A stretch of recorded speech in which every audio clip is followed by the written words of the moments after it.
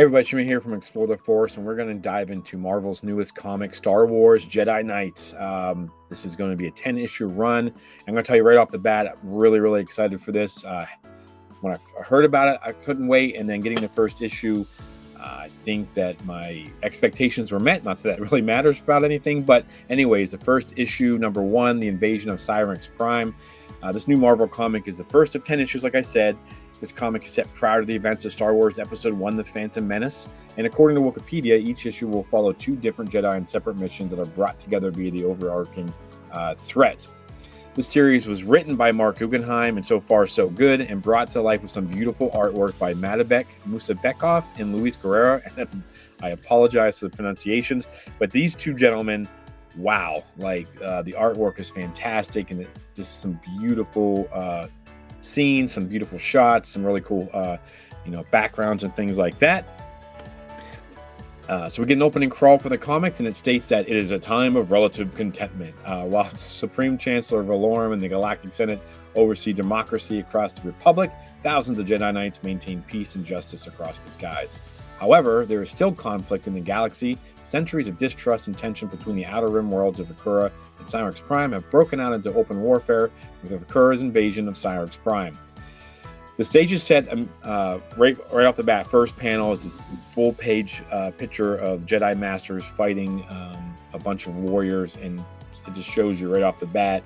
There you go. And of course, there's Jedi Masters. There's some new Jedi Knights that we don't know, and there's even a Padawan that we recognize, and it's really awesome to see him in this way.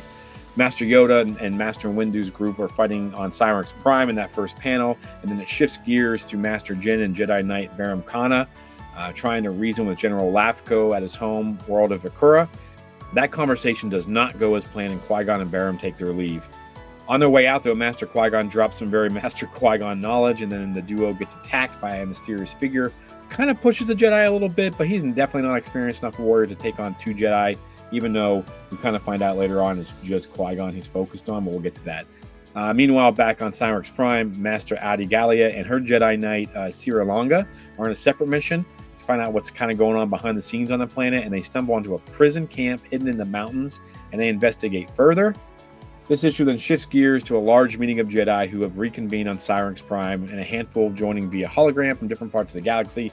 I think it's really fun to see all of these characters together. We got glimpses of them in the prequel trilogy, and of course, if you read The Living Force, you got to read about them all kind of working together. But I think it's fun to get to see this group of Jedi Masters doing their thing, and with a lot of different Jedi we don't know. And of course, a lot of these Jedi Masters have plot armor that we know nothing's going to happen to them, but they have introduced some new characters, some new Jedi Knights that, are they red shirts? We'll find out, because I don't remember seeing them anywhere. As this plays out, each Jedi has like this little blue box that it gives a little bit tidbit of information about who they are, what they are, kind of like a little character synopsis. I mean, very short. Master Yaddles is the one I found the most interesting, though. I actually had to go to Wikipedia because her descriptive panel says Murico Practitioner. Murico, you say? Yeah, me too. So I looked it up. Also known as the Touch of Death, is an ancient Jedi art that allows the user to rapidly slow down the bodily functions of an opponent to the point of death. Why would a Jedi ever want or need to use such a dangerous technique? I immediately thought of the unforgivable curses from Harry Potter franchise, but then only the Dark Wizards use such spells. Shouldn't this be a Sith technique? And I know that Master Yaddle, she got like 5 seconds of playtime in the movies, but she has gotten more time in animation. She's gotten more time in the books in the High Republic, and she is all probably right up there with Yoda when it comes to powerful. So maybe it's because she can control it. They just want to know how it works, but it does seem weird to me that that's what they used to describe her. But anyways, you do what you want with that. I just thought that was interesting. Then it shifts gears again. Yoda devises a plan to convince both sides to put their long-standing feud on the back burner and come to the negotiation table. So the Jedi split up to deliver messages and implement their plan.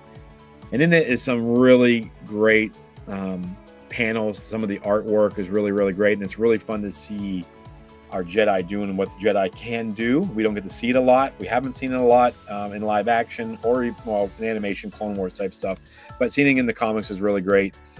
The groups split up. Master Gallia and Master Jin take their team to the shipyards on Vakura, while Master Shaak Ti and her crew stay on Cymrix Prime and target the homeworlders' weapons forge. Both strategic military compounds meant to disable both sides from being able to wage war and forcing them basically to negotiate. Mace and Yoda each head off to speak with the leaders of each world and deliver the well-timed messages. The Jedi Masters call each side out for their dishonesty and hold them accountable. The move works, and then it kind of ends with them meeting on this bridge, and the Jedi win the day out. But what really happens is, we get this great start to this. We get some action. We get to see the Jedi Masters and their Padawans and these Jedi Knights. But then it kind of slows down. They're back on Coruscant, and Jedi Knight Barum comes in and shows Qui-Gon a tracker that was sewed into his robes. And this is where I think the story really starts, because they realize that that assassin wasn't after the Jedi. It was specifically after Qui-Gon. So I think this is probably going to drive the story a little bit, with the next 9 issues. So I'm really excited for that, to see what's going on there.